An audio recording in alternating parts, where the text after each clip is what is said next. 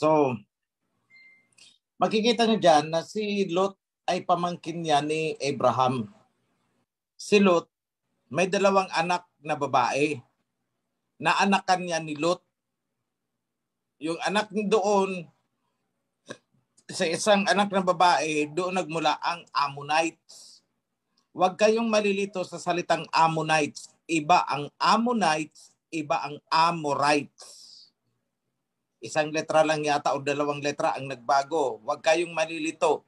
Ang Amorites ay mga Canaanites yan. Lahi ni Canaan yan. Ang Ammonites, lahi ni Abraham. So, ang Moabites, doon naman yan sa isang anak ni Lot na babae nagmula.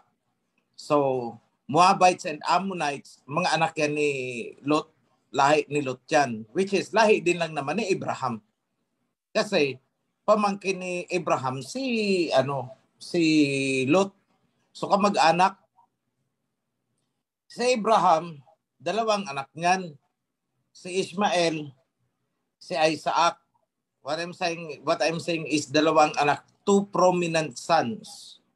Kasi may mga extra biblical na kwento na meron pa daw ibang mga anak si Abraham. But what matters most sa atin is Ishmael and Isaac. Kay Ishmael, may ibang covenant na ibinigay sa kanila. Sa Ishmaelites, iba ang covenant diyan. Pero hindi natin pwedeng sabihin na ang mga tao yan ay hindi love ng Aba. Kasi lahi yan ni Abraham eh. Ang blessings kay Abraham extending down hanggang sa pinakamababang lahi niyan. So, magfo-focus ka doon kay Isaac. Si Isaac may dalawang anak. So that is your Esau and Jacob. Mula kay Jacob, doon galing ang mga Israelites. Kaya huwag kayong malilito kung ang Ammonites ba ay mga Israelites. Hindi po. Pero kung ang tanong, ang mga Ammonites ba at saka mga Moabites, sila ba ay mga Hebrew? Yes, kasi si Abraham ay Hebrew. So ibig sabihin, hindi lahat ng mga Hebrew ay Israelites. Pero lahat ng Israelites ay mga Hebrew.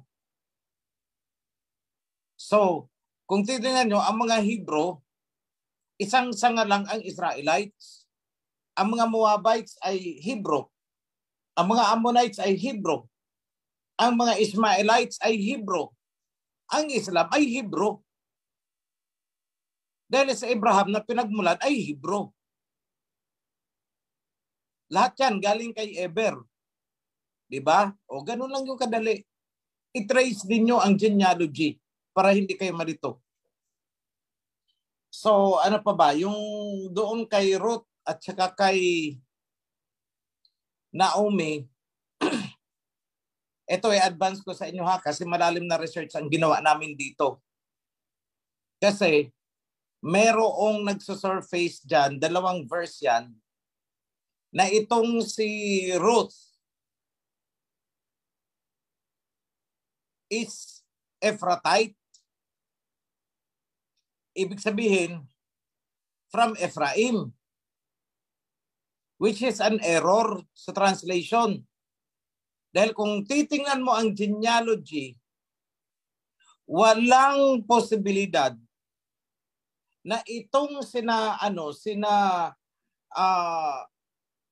Ruth, itong sina Naomi, sina Boaz, walang paraan para masabi natin na sila ay mula sa tribe of Ephraim.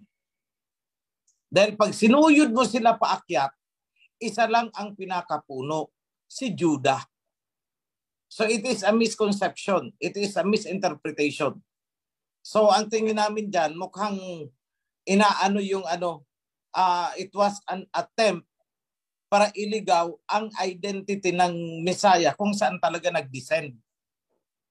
Kung sa tribe of Judah ba o sa tribe of Ephraim. So yan yung nakikita kong attempt diyan, 2 verses yan. O hindi, isa lang yata sa Samuel. O paki-check nyo na lang yan kasi yan ang mga bagay na makikita nyo sa revised edition natin. Ngayon, bakit nagkakaroon ng mga ganyang attempt na iligaw kung saan ang ancestry ng Messiah. Kasi pagdating doon sa Matthew, nakasulat doon, salvation comes through the Jews. So ililigaw na naman nila kung sino ang mga Hudyo na tunay by corrupting one verse doon sa pinakapuno. So we have corrected that.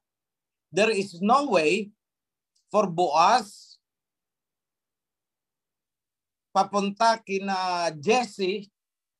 There is no way para masabi na tribe of Ephraim. Dahil straight ang genealogy, paakyat tribe of Judah.